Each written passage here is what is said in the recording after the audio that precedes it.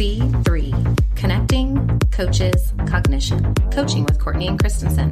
As a busy coach, you spend all day refueling, revamping, and reflecting with educators. Now's the time to stop and recharge your batteries with some much-needed coaching for the coach.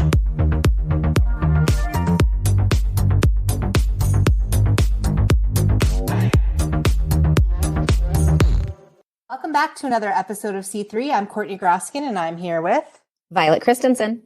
Violet, what's new in your world? What's new in my world? I am reflecting back and thinking about how we are in year 5, and I now have a first and a third grader, which is absolutely ludicrous in my mind. I'm still wrestling and trying to grapple with that realization this year.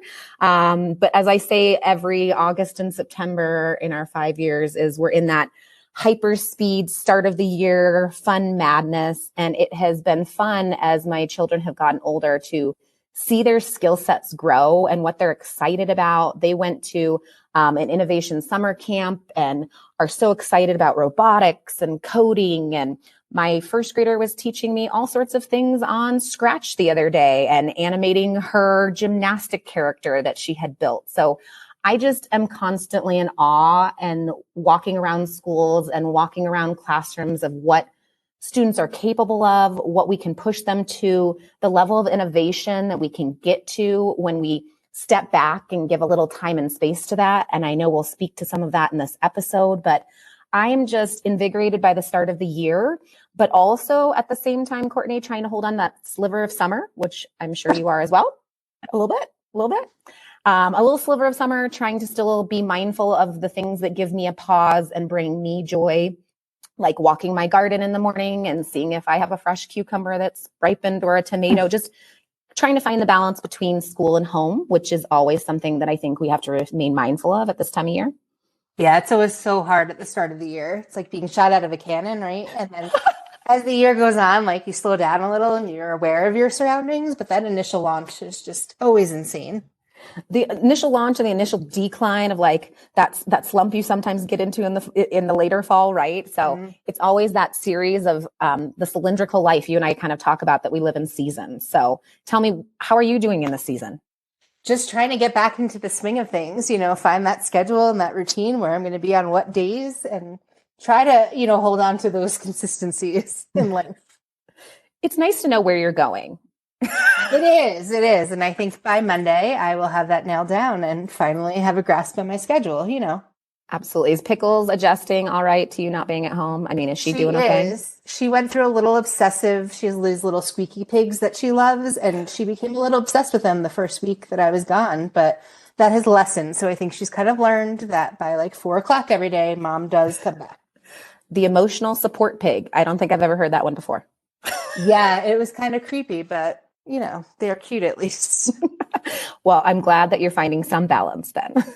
Yeah, definitely. But I really enjoyed just leaning in with my educators and getting to know our new teachers and how to best support them. And we've got tons of curricular rollouts and things coming. So it's been an exciting start to the year. Today, we're so lucky to have the authors of Learning Agency, a field guide for taking flight. This is a boots on the ground resource for those who wish to foster greater agency for students and adults alike within their classroom, school, or school system. This book was written by practitioners who have experienced the triumphs and struggles firsthand.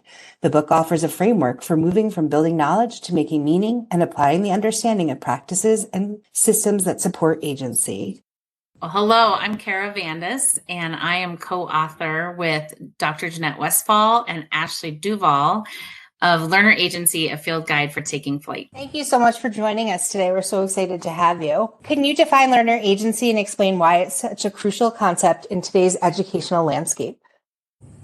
Absolutely. So the three of us kind of aspired together to write this book based on our experiences doing a lot of work in the district where Ashley and Jeanette were both employed in Liberty, Missouri. And our hope with agency was just that we really help students understand themselves as learners, build an identity as a learner, and learn what to do when they don't know what to do, learn what to do when they're given a bit of independence and they need to move it forward. All of these things that adults have to do in the world today, we just feel super passionate that we've got to give kids time and practice and permission to fail and get up again and try it again and learn what to do as a learner, because we have no idea what they're going to face as adults. So that's kind of been our big hope and our kind of the fuel that like really got us through this project. Jeanette, what would you add? Yeah, I feel like, we've been through such tough times coming out of COVID, and everyone is looking for a recipe to accelerate learning. And we realized we were living it and thought it really would be wise to share those experiences with other people. And we recognized that we had some very specific levers that we were pulling on that were making this happen. And every time we shared it with other people, it worked for them too. And so we just thought we would share that story. And, Kara, she travels everywhere to visit, and she was seeing that kind of information just being, food for thought for everyone else too. So I think it's that part of how do we reframe what learning should look like when we have the opportunity to do it. Yeah, we were in survival mode so long with COVID education. And now that we're on the other side and kind of, we're a long time past all the disruption in learning. So what does learning look like now is a really great way to frame things. I think too, to add, COVID actually, I think, caused us to start thinking more about our learners. I mean, forever we were thinking so much about what they needed to learn and the content that they needed to be productive citizens in our world. And I think COVID really pushed us to start thinking like we need to actually put more effort into thinking about the actual person in the seat and the needs that they need to learn anything, not necessarily what to learn, but how to learn, and the dispositions that they need in this ever-changing world. I mean, times have changed. We don't even know what they're going to end up doing in their little lives. So it really resonated, that recipe to accelerate learning, and thinking of what are the levers, or what does the recipe look like now? It shouldn't look the same. We're not in the same world as we were pre-COVID, and really thinking of that balance between Maslow's and Bloom's. And we really had to go to the base brass tacks, and we got to rebuild, and we have to be intentional in how we do that. And I love thinking about which levers are we pulling for which students in order to meet their needs. Can we dive in a little deeper, ladies? And we want to hear some tangible tips, hear those levers of how can educators effectively empower their students to take ownership of their learning, but while also still maintaining structure and supportive classroom and not having complete chaos, right? We want to have that balance between the two. So can you tell us some specific and tangible tips around that? I have one. I just talked with a few teachers about this not too long ago, about an hour ago. But I think the power lies in the discourse, the dialogue and the discourse. This was actually a teacher that is on a team, and they're going to start departmentalizing.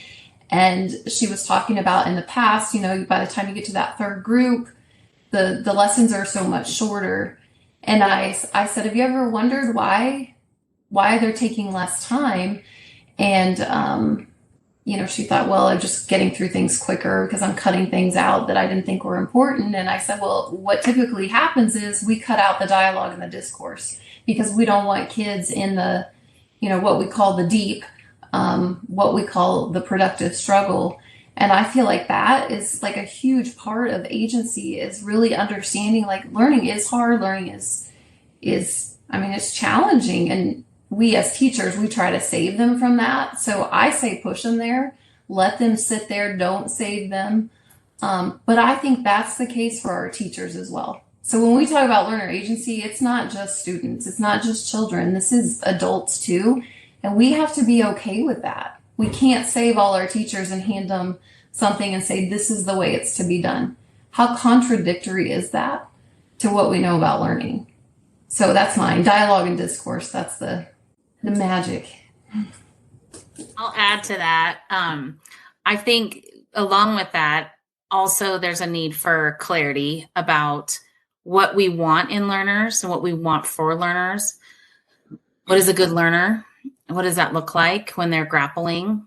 Is it okay if they get frustrated? Is it okay if they get out of their seat? Is it okay if they ask questions, And then I think we need clarity about what success looks like, not just what we're learning and why, but like, how would I know if I actually got there? And I think one of the things that freaks people out about agency, when people say that word agency, I feel like there's two sides to that.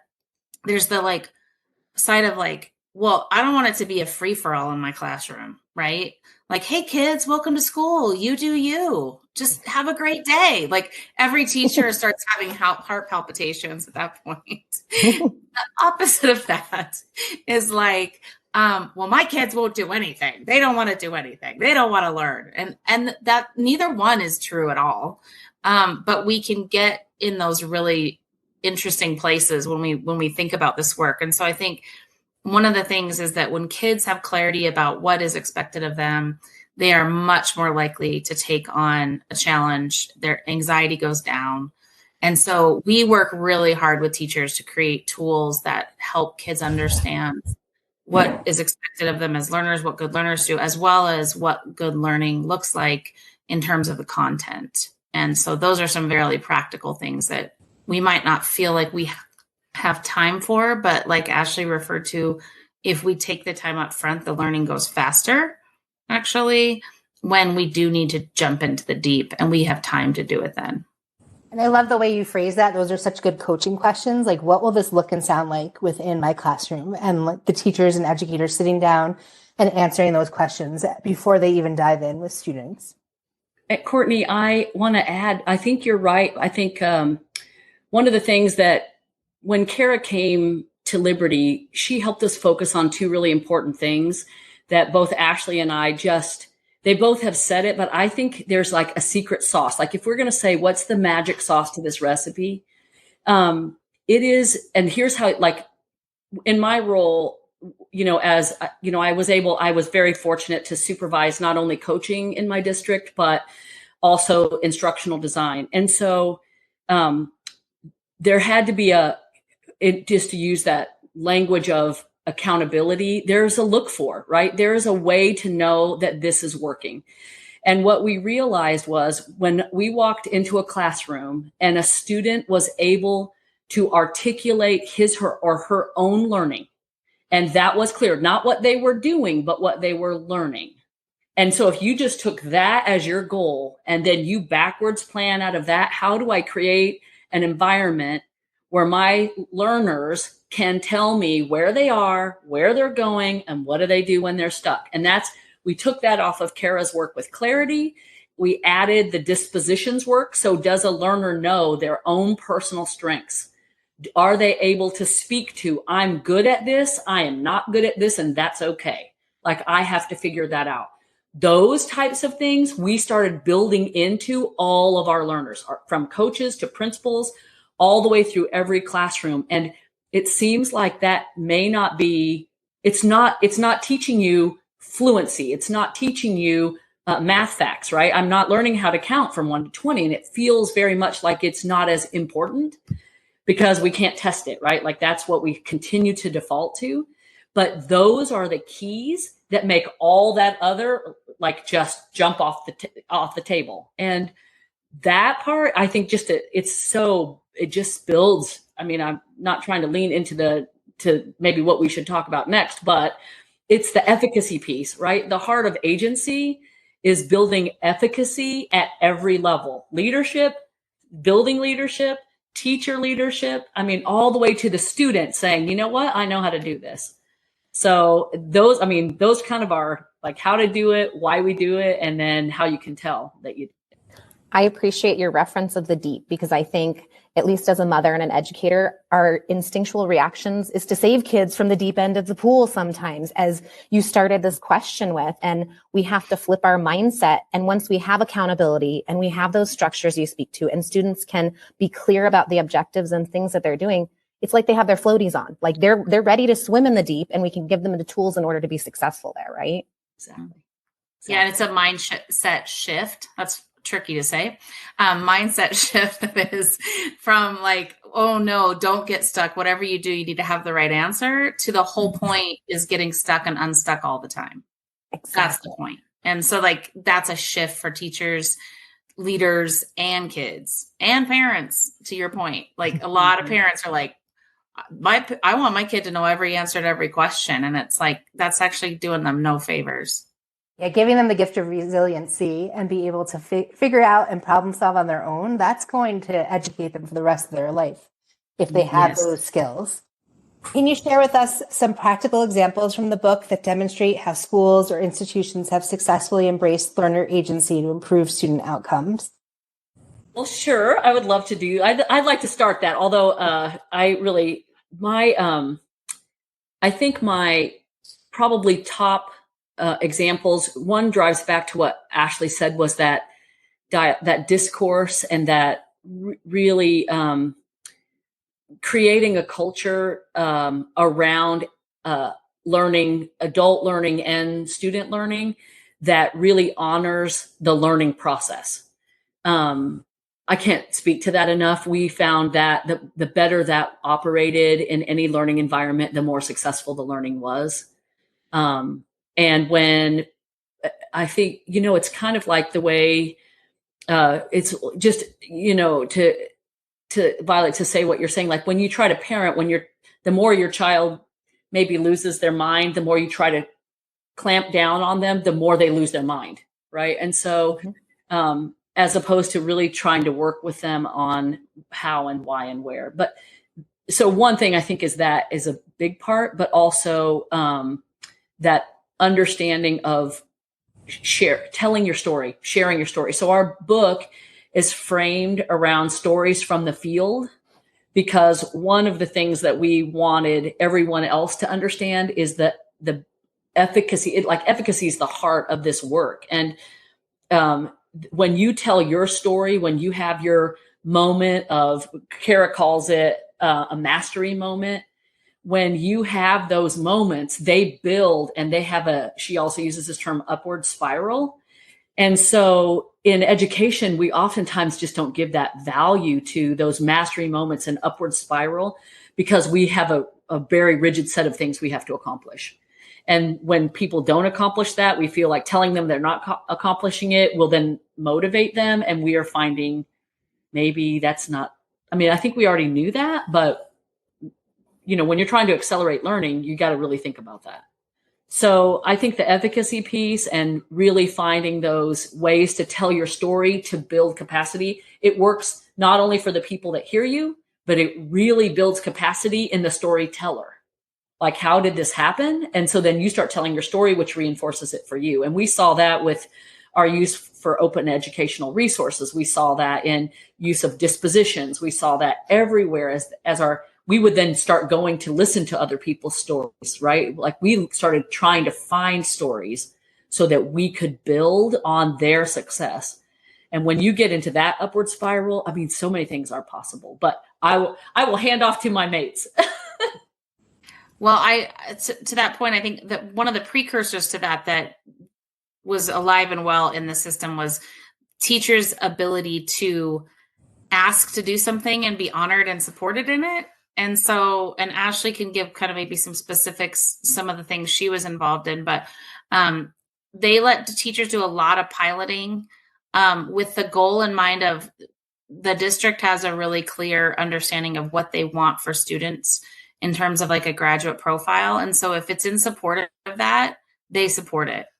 If it's not in support of that, it's not supported. So it seems so simple, but it's really critical. And Jeanette was one of the best at really asking people to qualify, like, hey, okay, so you want to do this innovation in your classroom. Why? How does it support our graduate profile? What do you need? And then the coaches and leaders coming around them to say, like, how can we help you with this? And I think that's a rarity in systems that they really put their time, money, and resources toward that. And one of the things that's really practical that Jeanette mentioned is they stopped buying curriculum resources that nobody was using, like textbooks, and started financing things like trips to schools that would help people get inspired, or other things that teachers wanted to invest in that would help them innovate. And then, as she said, then we would just celebrate like crazy every little step of progress. But I'll let Ashley give maybe a concrete example or two. I know she's got lots from being kind of in the weeds with teachers, coaching alongside them. So Ashley, what would you share?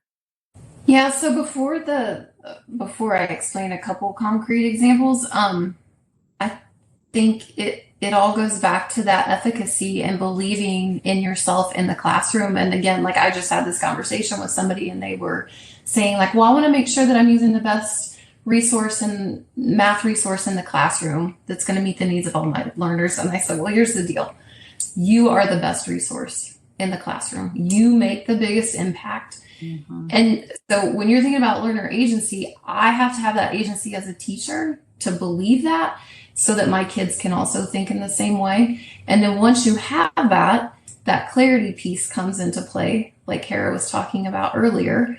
And we don't give clarity because you could easily like sit down with your team and, come up with a learning intention and success criteria, and you could give that to kids. And you think, oh, I just gave them clarity. But really the power comes in creating the clarity with your kids. So that whole co-construction of learning. And that's that dialogue and discourse again of this is what it means to be successful with whatever the learning intention might be. So that's a little bit of the process. But then the tangible things that I've seen created in the classroom is really just that clear path of learning and what it looks like to be at the beginning of my learning journey. And this is what it would look like to be nearing the end of my learning journey, and kids knowing what they need to access and how they can show their learning. And I've seen it to the point where kids are actually creating their own evidence. It's not the teacher saying like, here's the assessment and we're going to do it on Wednesday. It's you show me your evidence, you create your evidence to show me that you're ready to move on and get new learning or whatever. So I've seen that done clear in kindergarten to 5th grade. I'm elementary, so yeah. It's so important that you go back to that efficacy. Every single one of you said that word. I think now we've all said it now that I said it. But starting with the teacher efficacy, we are so hard on ourselves and we make 10.5 million decisions a day and get fatigued that I think sometimes, despite the fact our craftsmanship is very high, we have that lower efficacy. And until we can own that in ourselves and be those tinkers and makers and designers of learning, how can our students get to that point? I love that you show that succession all the way through, that the coaches need that, the teachers need that in order for the students to get to that point, to be able to swim in the deep. Yeah. What an important point of that the teacher is the best resource. Like educators spend so much time searching for better things when if we just put our energy into ourselves and the knowledge and information that we have, the answers are all right there. But, as a coach and for all the coaches that are listening, like you have to model that as a coach. You have to walk the walk. So if you're trying to help teachers believe that you're the best resource in the classroom, like I have to believe that I'm the best resource for someone working with me or the best coach. Not that I'm going to give you all the answers, because I don't even have all the answers, but that I can help you and myself, we can come up with the best. So, and I would add that we don't judge we should not judge where people are in their learning. Everyone, teacher, principal, it doesn't matter. Everyone is where they are in their learning. And so if you didn't know it, that's okay. You're in the deep learning it now. It's what you do with what you've learned that really matters. And so it's really nice when we honor that throughout our whole system. Just because you got named principal tomorrow out of the classroom doesn't mean you have this depth of experience. It doesn't mean that. And even if you have the depth of experience, you didn't necessarily experience that with that person at that moment in that time. And a lot of times I think school systems try to buy their way out of that experience, right? If you think that you've been using a resource and then you wonder, when we switch over to try to build agency, why your teachers don't understand or know that's because we literally said follow a menu. So it's, Kara, what is it? We say it's you're a cook, a line cook or a chef. And we've had line cooks for a long time. And now we're asking them to be chefs, and we're upset because they not practiced before. We got to give them time to practice. Teachers need to get deep too in the practice of how to create those menus and really work on that. And when you hand them things, it's sometimes not that that's not all workable too. Like I'm not dismissing that. I'm just saying that that's the part of honoring people where they are. I think a lot of it has to do with how you hand them things, because I could hand you something and say, this is fill in the blank and you need to follow it, and this is our curriculum. But if you hand it and say, this is some inspiration, these are some ideas, we know that you make the biggest impact in the classroom, but we all need some tools in our back pocket. Here's some more tools. I think one of the things that we haven't brought up yet, but in doing this work over the years and talking so much as a group of authors, we really tried to nail down some of the enabling conditions that we feel like are important. And we keep kind of talking about them, but not really naming some of them. And so the book is centered around a group of enabling conditions. One of the ones we've been talking about is that we have relationships grounded in agency and what some of those characteristics are. And I think there's a lot of books on relationships, but we're focused on what is a relationship with agency like? What does that mean? And it doesn't mean, like both Jeanette and Ashley were saying, like we hand people things and say, do this. You're supposed to just deliver this lesson.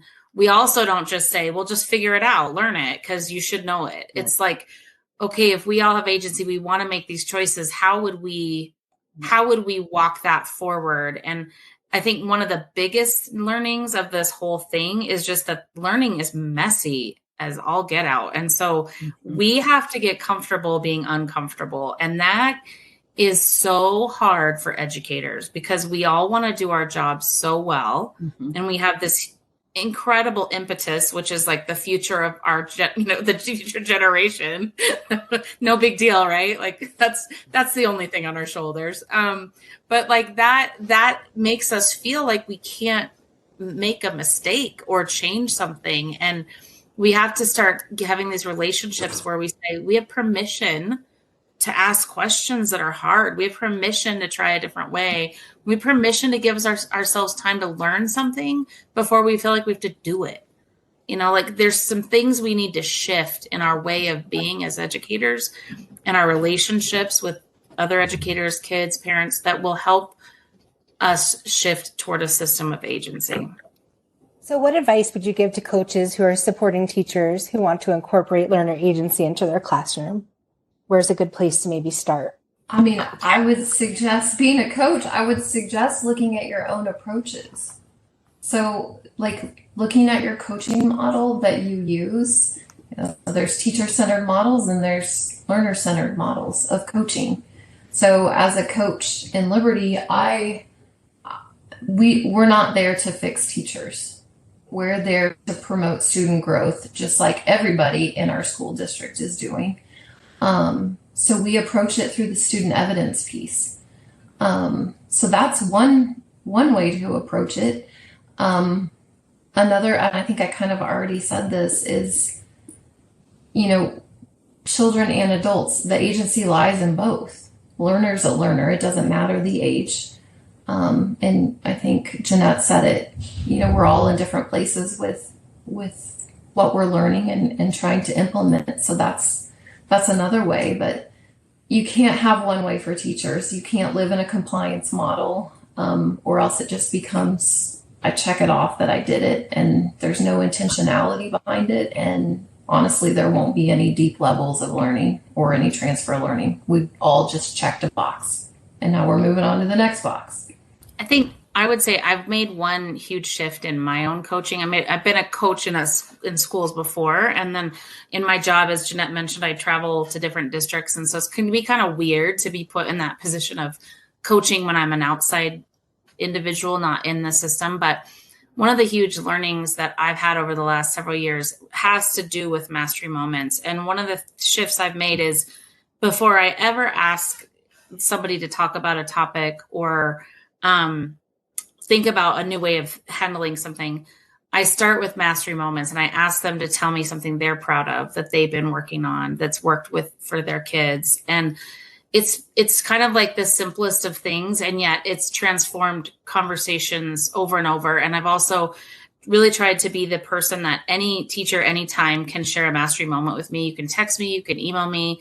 And what a fun week I get to have when I have people, sending me, hey, Kara, guess what happened? I'm like, this is amazing. Like they all make my week all the time. And there's lots of educators that won't tell anyone else.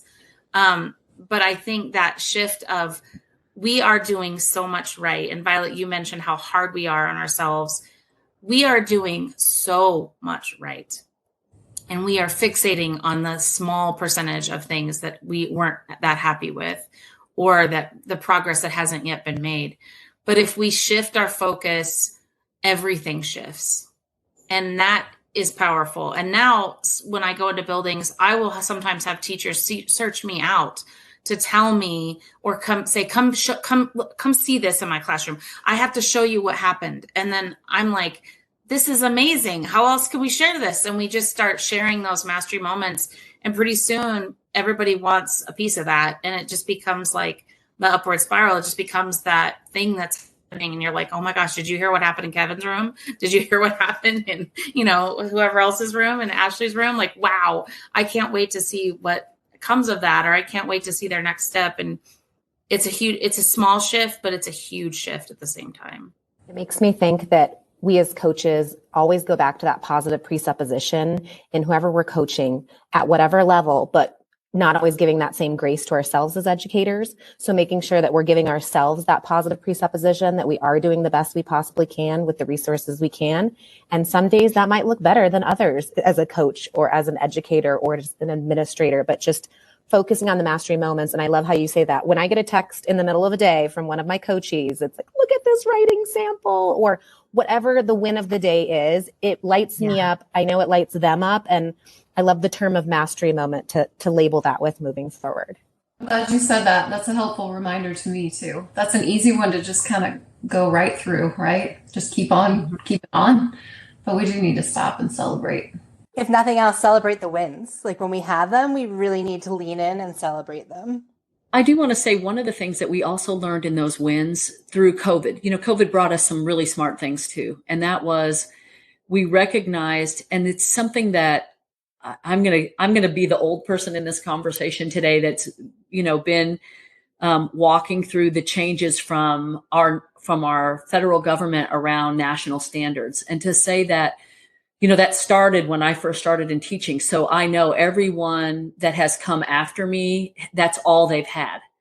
And one of the things that we're now 3 decades in is realizing that we focus so much on these very microscopic processes of learning that have, in the data collection, have changed nothing in respect to the learner. And part of what agency really starts to focus on is moving to that larger picture of what is to be learned and letting the adult start to grapple with, I don't have to teach 167 standards in order to get this outcome. There's a little bit of, and I was like this, all teachers are like this, there's a little bit of that like permission that has to be granted, right? To say, if I change from teaching every small tiny thing, that the learner will not learn. And what we've recognized is, and this is happening across the nation, but we are not talking about it, which is we've now turned all those things into essential standards. So we've drilled it down to these essential things that should be learned. And what we're espousing to is, and what is that? What are you learning? And then what does that look like? Right? So you can do that as a coach tomorrow, right? It's like, I'm teaching, R1, A, B, and C, but what are you really learning? And when we do that and then ask the teacher, so when you see it, do you know what that looks like? And then the next step, remember I told you the secret sauce, does the learner know what that looks like? And so if you can get there first, that's the clarity piece, right? That's what Kara brought us from the beginning. Then once you get there as an adult, then you're able to take that step. That's the agency for you. And now we're building that into the learner because it's clear what needs to be learned. It doesn't have to be 167 things. Turns out that didn't change anything. So a little bit of permission to say, you're still teaching the standards. You still are. It is all grounded in that. But the fact, because really what we want is second graders to learn about the same thing. But what we don't think about is that not all second graders are at second grade. But that part we dismiss so quickly. Well, we're saying don't dismiss. We're saying figure out where they are and figure out where they are in that learning. So that's the part that I think coaches need to be there with their teachers, right? How do you know where they are in the learning? That just takes, let me help you figure that out with, and just pick one small thing. It just takes one small win. That's your mastery moment with something that matters, right? It's got a purpose. It's a deal. And I mean, we have a lot of other things that go with that, but that's a good place to start, right? It really gives you so much drive to why you exist as a coach, because you're really, really changing outcomes, not inputs. And a lot of inputs, but it's what comes out at this other side that really makes the difference. And that's when you say, oh my gosh, this is amazing.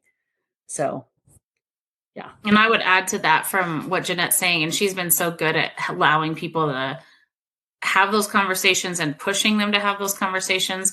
But like, as a coach, thinking about like, okay, we've got all these reading standards, so many, but what are we teaching kids to do? Like, we're teaching kids what good readers do. So it's not like 55 standards. It's like, how do we help kids become good readers by using these things over and over again and getting better and better at them? And just shifting our focus from, like you said, Jeanette, like RL 2.1, A, B, C, D, E. Like, kids do not care. We don't care even. We don't care. Like, that's painful to even think about. But like, what if we stopped thinking about that and started thinking about what do good readers do? They ask questions when they read. They answer those questions. They seek to find the main idea. We can broaden our focus too. And I think we've done a lot of that in the work, and that's given teachers time to unpack it and for kids to get to know it instead of checking off standards. And so that's been a big shift. Well, I know our listeners will be so appreciative of all three of you and being able to hear that slight smidgen of scooching towards permission to give themselves grace in trying this and rumbling with their vulnerability and getting messy in agency. And I just hope that someone walks through their classroom door, their coaching door tomorrow and is like, I'm going to try it. I'm going to get a little bit more messy. I'm going to ask that question I wouldn't have asked, and I'm going to walk side by side with my educators and help push them one more step towards that goal that we're working towards. We are so grateful to have you here, and we're going to shift just slightly into our rapid fire questions. So feel free to jump in as works for you ladies, but first tell us where we can learn from and with you or follow you, and what else that you have that's in the mix that you're working on. Well, you can follow us through the Core Collaborative and through Mimi and Todd Press, which is the publisher of the book. And we're on all the platforms that most people would use. So that's one way. And then what we're working on is we work with, Ashley is still within the district. So she's still working in everyday coaching conversations, which is amazing because she's a true practitioner. Jeanette and I are consulting with other districts at this point and helping them get going and working on this process and learning from them, which has been super fun. So I'll say that. What else would you add, Ashley and Jeanette? No, that's pretty good. I mean, I feel like we're all just really trying to share the message and encourage, right? People that agency is just about. It starts like, it makes me think about the two of you, like the things that you may have heard today that you go, oh yeah, I want to do that tomorrow. I think about that. If we can do that with people, it just brings us so much. I mean, that just makes us happy. And I can tell you that from so many conversations that I've had with both Kara and Ashley that, it's like, it reminds me, I was a high school English teacher, and it reminds me of the difference between the kid telling you in their book report what the back of the book said, and when they really read the book and they just can't stop telling you about the best character or this happened and they're so excited. That's what it feels like when this work is happening with, like, you get in this conversation with a teacher or a coach, and it's just so inspiring. Ashley said this to me today. It's like our job is to affirm and then push and then inspire. And she told me that. I was like, that's it. That's money right there. She heard that from a speaker like last week. And I was like, that's what we all want to do, right? Like affirm, but push, and then inspire people to really make a difference in the lives of learners. So I thought that was pretty spectacular. Not my words, Katie Martin. I know. But still so good, right? Still like an artist. Yeah. We all love Katie Martin, and you may have jumped questions here, Jeanette. You're very good at that. Tell us, what is your tagline or your bumper sticker for coaching, or one that somebody else would like to share? Because I thought that was an excellent one from Katie. Mine's simple. Be the learner you want all to be. Mine is mastery moments happen, celebrate. Love it.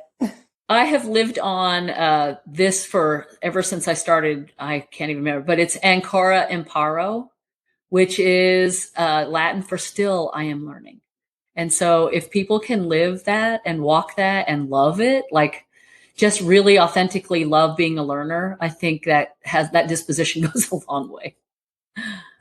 Well, you can feel the passion for your niche here coming from all three of you. And we're going to steal one more little iota from you, if you will allow us, of telling us what's one secret coaching superpower or a go-to move that we could put in our back pocket, as we were talking about earlier, of having that extra tool in our back pocket moving forward. I would say, and I would take this from, it's a coaching move, but it's also a leadership move for anyone that might be listening that's in that capacity, is to listen authentically and give authentic feedback. It is really about, I feel like a lot of times we listen with an agenda or with, the next meeting in mind. And I feel like one of the things that I loved the most was I got to talk with coaches all the time, and they laughingly say, like, they say things to me they probably shouldn't say. I'm so grateful, because that's how you really know what's really happening. And so if you're a coach,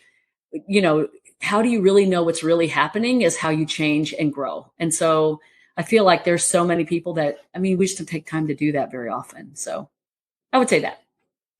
So this makes me happy and sad all at the same time. But mine is listen as well. But my coaching friends would say my superpower is asking questions, but they don't realize that's my strategy to get to listen. So if I can ask really good questions, then I do get to listen. Because you can go in with an agenda of your own, but if you truly go in to listen and you authentically listen, then you're guided by their needs and their strengths. So I don't mean to do a three-peat, but I swear to God, I wrote this down. And I said listening to hear. And the reason I said that is because a lot of people talk about good listening. But I think if we listen to hear some key things, it can help us. And I think one of the things I'm talking about with another colleague and I, as we're like talking through this, is like, are we listening to hear someone else's intent? Because they might not have even gotten to it yet, but they're trying to explain it. And they're just like kind of puking it all out on you. And you're like, okay, so am I hearing that this is your intent? And then listen to hear their feelings. Because if they're getting emotional, that means they really care about something. And I should really make sure that I'm being intentional about hearing that. And then the last two are listening to hear people's passion, because passions, even if there's something random like rock climbing, it might give me an insight. That creates like the highlight reel of their life, but it might give me an insight into like, this is a person who loves a challenge. So I'm going to make sure that as a coach, I put the challenge out and I'm not shy about it. And I'm like, hey, sounds like you want to do this. I think you should go for it, So, and then finally, like, to hear people's purpose, like what's their big purpose that would make them want to try to change something that's happening with their students. And so if I can get a sense of their purpose, then I can get a much better sense. Like if they're like, I want kids with agency, then I can say, okay, well, if that's what we want, then what do we want to do about it? So I also three-peated on the listen. We'll take a three-peat on listen any day, going back to bringing us to our coaching core.